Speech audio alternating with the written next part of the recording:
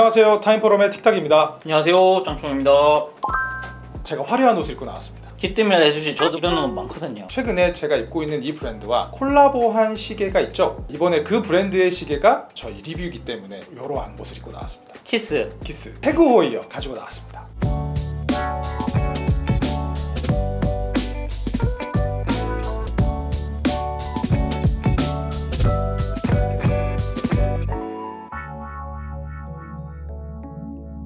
컬렉션을 좀 살펴보면 대부분의 시계가 모터스포츠에서 유래한 시계가 많습니다. 스페인어로 레이스를 뜻하는 까레라, 모나코 그랑프리에서 유래한 모나코, 그리고 포뮬러 1 컬렉션이 모터스포츠에서 영감을 받았는데 아쿠아 레이서는 성격이 다르죠. 다이버 워치죠. 1970년대 후반에 레퍼런스 844 출시를 했는데 그거의 명맥을 잇는 게 이제 오늘날 아쿠아 레이서라고 할 수 있는데 8444는 그 이후에 1000, 그 다음 2000 시리즈 이렇게 이어집니다. 2004년에 2000 시리즈가 2000 아쿠아 레이서로 이름을 바꾸면서 아쿠아 레이서의 이제 본격적인 역사가 시작되게 되죠. 그 아쿠아 레이서는 기존에 있는 시계와는 다르게 젊은 디자인과 합리적인 가격으로 젊은 세대들에게 큰 인기를 얻었습니다. 단숨에 이제 태그호이어를 대표하는 컬렉션 중 하나로 성장을 하게 되죠. 저의 첫 기계식 시계가 태그 호이어였습니다. 알바해서 샀습니다. 대학교 1학년 때. 대학교 1학년 맞아요? 잘 나가는 친구들은 고등학교 때 이미 F1을 차고 있었어요. 그때는 저는 돈이 없어서 돌핀 이런 시계 차고 다녔습니다. 가장 최근에 디자인 변화가 있었던 게 2021년인데 기존에 있던 케이스를 좀 가다두면서 좀 더 얇게 제작하고 핸즈나 인덱스 이런 것도 손봤는데 아쿠아레이스의 상징이라 할 수 있는 12각형 베젤, 각지게 설계한 케이스, 그다음에 스트라이프 패턴 그대로 유지가 됐었죠. 이제 이듬해는 아쿠아레이스가 또 한 번 이제 진화를 하게 되는데 그때 나온 게 바로 아쿠아레이서 프로페셔널 1000 슈퍼 다이브입니다. 방수 기능뿐만 아니라 주목을 받았던 게 바로 무브먼트인데 케니시에서 설계한 TH30-00 그 아쿠아레이서를 대표하는 프로페셔널 300까지 무브먼트를 바꿔서 새롭게 나왔습니다.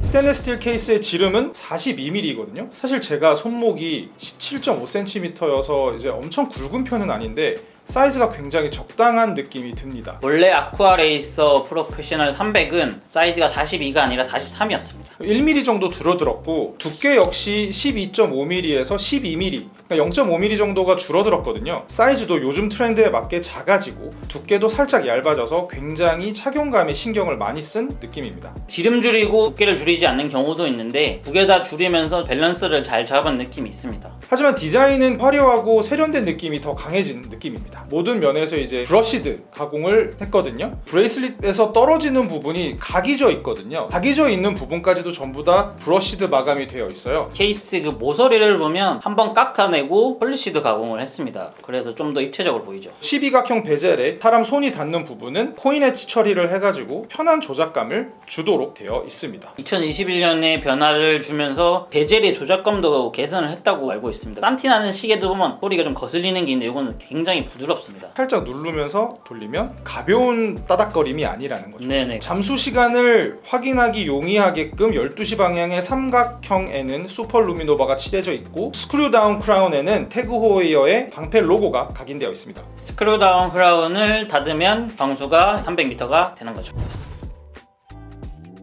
기존 모델에 비해서 꽤나 많은 변화를 볼 수 있는데요. 먼저 슈퍼 루미노바를 칠한 시침은 태그 호이어의 방패 모양 로고를 연상시키는 넓은 시침으로 좀 시원시원하게 변경이 되었고요. 분침 역시 기존에 비해서 좀 길어져서 분침에 움직이는 모습 또한 시원시원합니다. 기존에 있던 모델은 날짜창 아래에 인덱스가 있었는데 사이즈가 줄어들면서 날짜창 아래의 인덱스도 지워지고 좀 더 밸런스에 맞는 디자인으로 전체적으로 변경이 되었습니다. 크로노미터 문구가 추가된 것도 이제 기존 모델과의 변경된 점이고요. 어둠 속에서 분침, 초침, 베젤, 삼각형이 이제 파란색으로 발광을 하고 나머지 인덱스는 초록색으로 발광을 합니다. 다이얼에서 그 플린지 부분을 보시면 미니트 트랙이 있는데 기존에는 그 부분을 초침에 맞춰서 0.5초 단위로 이제 구획을 나눴는데 지금은 분침에 맞춰서 1분 단위로 해서 깔끔하고 간결한 디자인으로 바뀌었습니다. 기존에는 아쿠아레이스의 상징인 이제 스트라이프 패턴이 들어가 있었다면 이 모델은 물결 무늬가 들어가 있습니다. 36mm 모델 나왔을 때 이 패턴을 적용한 바가 있습니다. 자세히 보면 인그레이빙을 해놓은 줄 알았는데 인그레이빙이 아니었습니다. 프린팅이더라고요. 프린팅으로 이렇게 입체적으로 표현했다라는 것 자체가 좀 놀랍네요. 자세히 안 보면 인그레이빙으로 정교하게 가공해 놓은 것처럼 보입니다. 그리고 초침 디자인 역시 변경이 되었는데 초침이 기존에는 한 색깔이었다고 하더라고요. 노란색만 가지고 있었던 초침이 지금은 이제 컬러별로 하늘색, 초록색, 주황색, 노란색까지 다양한 초침이 있습니다. 언더워터에서 요 네 가지 색이 굉장히 눈에 잘 보인다라고 하더라고요. 컬러 초침을 넣은 것도 폼으로 넣은 게 아니고 기능성을 고려해서 업그레이드를 한 거죠. 초침 색깔 가지고 시계 다이얼 색상을 정할 수도 있을 것 같아요. 오렌지 색상을 좋아하기 때문에 청판으로. 만약에 제가 산다면 녹판이랑 고민을 할 것 같습니다. 노란색 초침도 굉장히 매력적이고 초록색 판이 빛에 비춰보면 검은색이었다가 막 초록색으로 보이고 드라마틱한 변화가 있어서 매력이 있는 것 같습니다.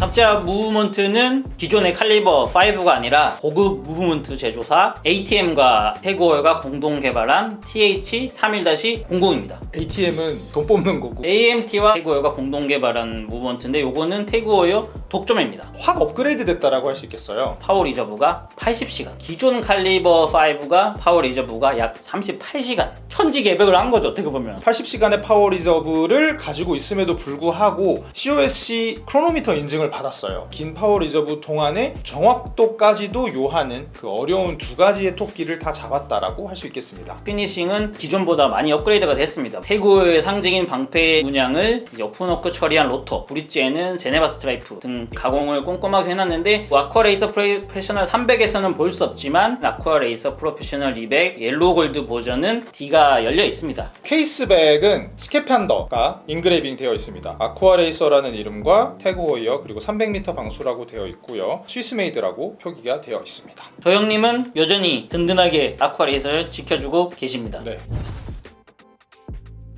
사면 브레이슬릿인데 요 링크 하나하나마다 살짝 각이 져 있는데 요 부분까지도 전부 다 브러시드 마감이 되어 있고 브레이슬릿 옆면 역시 유광으로 되어 있고 버클 안쪽과 이 케이스 모서리 부분이 유광으로 되어 있어서 자연스러운 광을 보여준다는 게 요 시계 마감의 특징이라고 할 수 있겠습니다. 푸시 버튼을 누르면은 버클이 오픈이 되지만 미세 조정은 밑에 있는 요 버튼 양쪽으로 눌러서 안쪽으로 넣거나 바깥쪽으로 뺄 수 있습니다. 그래서 거의 한 코 반 정도를 왔다 갔다 할 수 있는 굉장히 스마트한 버클이라고 생각이 듭니다. 착용한 상태에서도 충분히 가능합니다.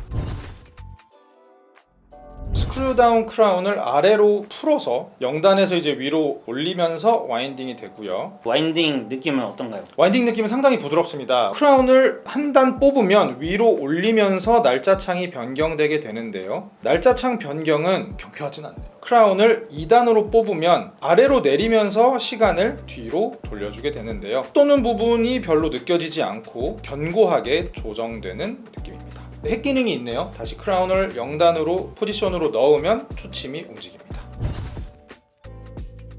아쿠아레이서 프로페셔널 300의 GMT 모델입니다. 직경은 42mm로 동일해요. 하지만 두께가 살짝 더 두꺼워졌습니다. 뭐 이거는 GMT 모듈 때문에 어쩔 수 없는 부분인데 두께가 13.45mm, 한 1.5mm가 안 되는 수치로 두꺼워졌습니다. 개인적으로는 GMT 모델이 좀 더 마음에 들어요. 이 GMT 모델의 무브먼트는 TH31 베이스의 31-03을 사용을 하고 있습니다. 기본 모델과 차이는 역시나 그 투톤 베젤이죠. 위에는 검정색, 아래 부분은 다이얼 색상과 매칭되는 파란색. 굉장히 색상을 잘 뽑았어요. 투톤 베젤이 예전에는 좀 만들기 어려웠는데 지금은 그 정도는 아니죠. 태그호이어도 투톤 베젤의 품질을 잘 만든 것 같습니다. 녹색 다이얼 역시 녹색 다이얼 색상과 매칭되는 투톤 세라믹 베젤로 되어 있습니다.